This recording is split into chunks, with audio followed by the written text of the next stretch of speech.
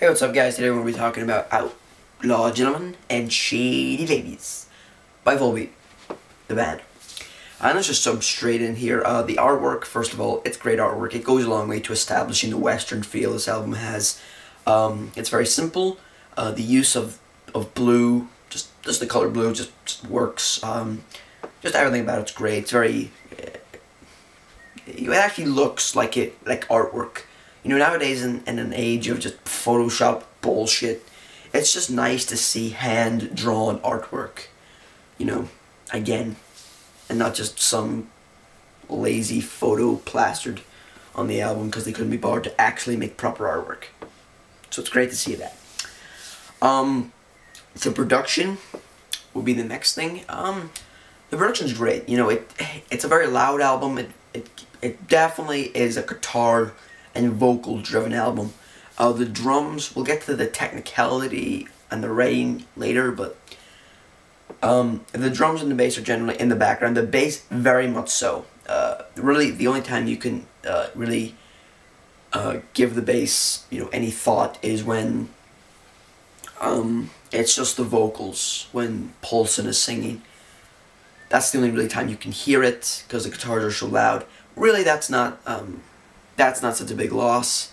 From what I've heard of Volbeat, they're not a drum and bass kind of band. You can hear the drums a lot more, but they're not specifically they're not a bass band.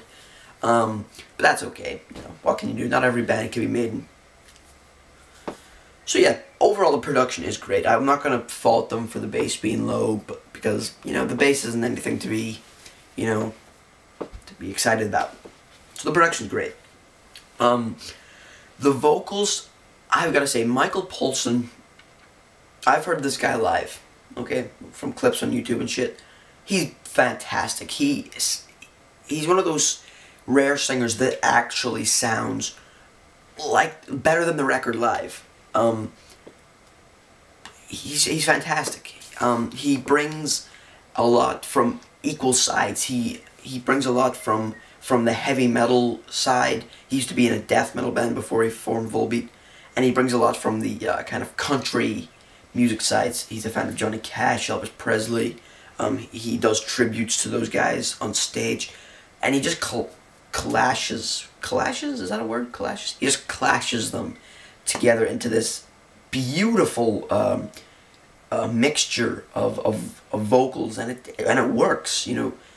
You know, with the music, it works. It's heavy, but it's melodic. It's everything. You know, he is a great singer. So yeah, the vocals for this album definitely just are top notch. Poulsen does a great job.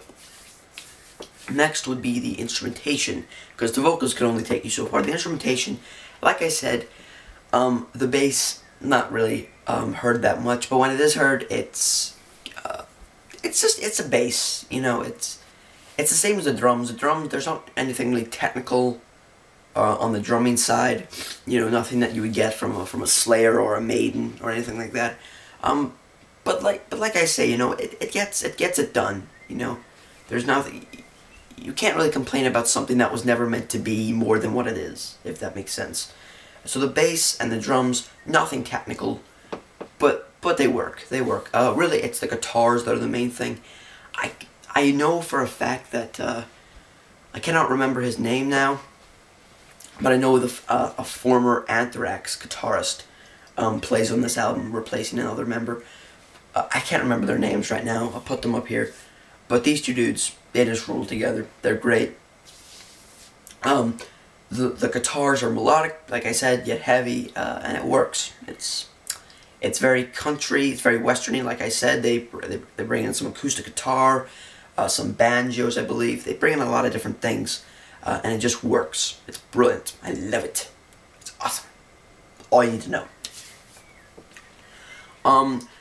The writing. Now, before I get on the writing, I will mention this. There are a couple of duets on the album.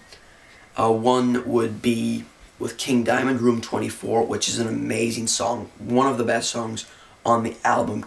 I mean, if you've kind of not really liked what King Diamond's solo career, this is not King Diamond in his solo career. This is King Diamond, Merciful Fate. It's just a brilliant throwback for fans of Merciful Fate who necessarily aren't fans of his solo work. So it's great to hear his vocals back again after these long years. You know, he's, you know, especially in recent years, he's not been the best he could be, but on this album, it's almost like a mini comeback in a way for his vocals. They're brilliant. And the contrast between him and Poulsen just works, and the instrumentation on that track is brilliant. The other duet is with Sarah Blackwood, I think it is, Sarah Blackwood, off Walk Off the Earth, of One Guitar Somebody That I Used to Know fame. If you haven't seen that video, please look it up, it's amazing. And she stars in The Lonesome Rider, and and that song in particular has a very Western feel to it, and she just adds to it. So yeah, that song is brilliant. Poulsen does outshine her, but that's, you know, what can you do? What can you do? Poulsen's amazing. You can't expect to win them all. So anyway, the writing on the album is fantastic. Poulsen, I do believe, does write most of the music for the band, since it is his band.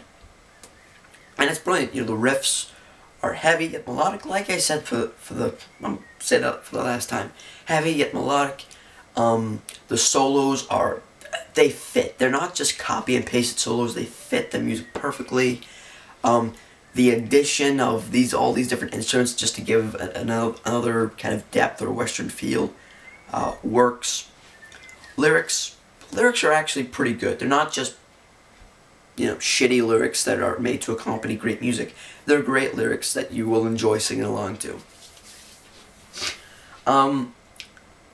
Of course, there is some kind of low points on the album, specifically songs like The Hangman's Body Count, and Lonesome Rider would be another one. It's not really that strong of a song. What else? Dead But Rising. You know, these songs, they're not bad songs, they're just weaker compared to the rest. Put that on top of, this album isn't really any different from what we've got before with Volbeat. I've listened to their previous album, and it's not really that different, so I would have wanted to see maybe a little bit more, you know, progression in their sound, maybe giving us something new. But really, I can't fault it. It's a brilliant album, definitely one of the best releases so far this year. Actually, probably the best this year. Overall, I would give it a solid 8.5 out of 10. Nothing new, to be honest, but it's definitely a great release from the band. So yeah, that's my review, guys. Hope you enjoyed it. Comment, like, subscribe. Follow me on Facebook, Twitter. Do all that good shit, and I will see you guys next time. Peace.